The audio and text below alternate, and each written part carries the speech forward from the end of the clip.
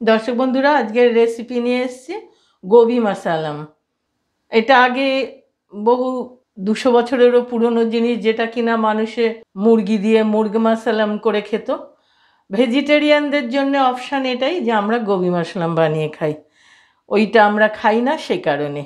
এবং সব কিছুরই এরকম একটা করে আছে যেটা আমরা ওইটার মাংসের বদলেও খাওয়া যায়।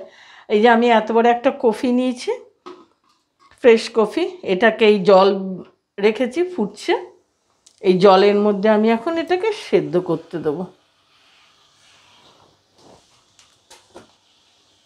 হলুদ 1 টিস্পুন দিলাম, 1 টিস্পুন লবণ দিয়ে দিলাম,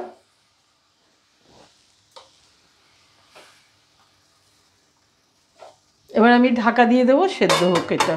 আমি মশলাগুলো বেটে নিয়ে আসি। এত বড় একটা টমেটো নিয়েছি, একটা পেঁয়াজ নিয়েছি, 2টো লঙ্কা, আর এটা ফোড়নে দেবো গরম মশলা, আর এই মশলাটা এর সাথে পিষে নেবো। পরে আলাদা করে গুঁড়ো ছড়িয়ে দেওয়ার থেকে এইগুলি সব একসঙ্গে পেস্ট করে আমি নিয়ে আসবো। দর্শক বন্ধুরা, কফিটা আমি এইভাবে সেদ্ধ করে গরম জলে নুন হলুদ দিয়ে একটু বয়েল করে নিয়েছি। এবার আমি দ্বিতীয় স্টেপে এলাম। এতে তেলটা একটু বেশি লাগে, 4 টেবিল স্পুন মতো তেল আমি দিয়েছি। এবারে লঙ্কা একটা দিলাম, 2টো তেজপাতা দিলাম, এবার গোটা গরম মশলা কিছু দিয়ে দিলাম, এলাচটা আমি ফাটিয়েই দেবো কটা। এবার এগুলোকে একটু ভাজা ভাজা করে নিয়ে আমি টমেটো, পেঁয়াজ, লঙ্কা, গরম মশলার যে পেস্টটা বানিয়েছিলাম এটা এবার এতে দিয়ে দেবো।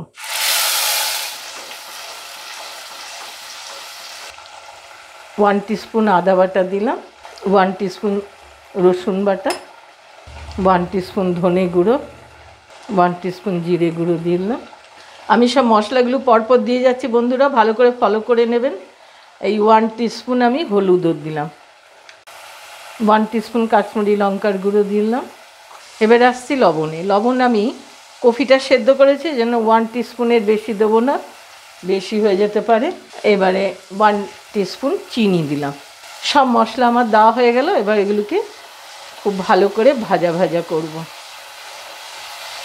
ভাজা ভাজা করতে একটু জল লাগবে।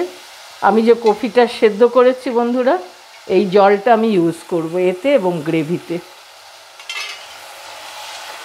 মশলা ভাজা করতে ওই জলটাই দেব, জলটা খুব দরকার, ফেলে দেওয়া উচিত না।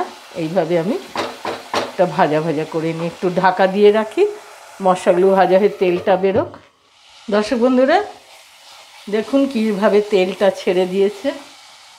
এবার আমি কফিটা এর মধ্যে বসিয়ে দেবো। আমার কফিটা খুব বড়, আর যে কফি সেদ্ধ করার জলটা ছিল এটা এর মধ্যে ঢেলে দিলাম। এবার আমি ঢাকা দিয়ে দিচ্ছি, ফুটে উঠে সেদ্ধ হবে, এর মধ্যে মশলাগুলো ঢুকবে। দর্শক বন্ধুরা, গ্রেভিটা হয়ে গেছে। কফিটাকেই যে আমি তুলে নিয়েছি, এবার এই গ্রেভিটা আস্তে আস্তে এর উপরে ছড়িয়ে দেবো।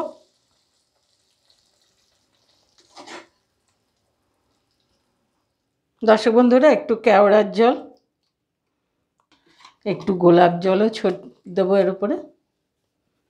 এবার একটু ধনে পাতা এর উপরে ছড়িয়ে দিলাম সাজানোর জন্যে। এইভাবে গোবি মাসালাম তৈরি হয়। বন্ধুরা, রেসিপিটা আপনাদের সঙ্গে শেয়ার করলাম। ভালো লাগলে লাইক করবেন, সাবস্ক্রাইব করবেন, বেল আইকনটা টেপে দেবেন। নেক্সট রেসিপি যাতে আরও সুন্দর হলে, ভালো হলে আপনাদের সঙ্গে শেয়ার করতে পারি, তার জন্য বেল আইকনটা টিপবেন, অনেকের সঙ্গে শেয়ার করবেন। বন্ধুরা, আপনাদের মতামতের অপেক্ষায় থাকবো। আজকের মতো রাখছি।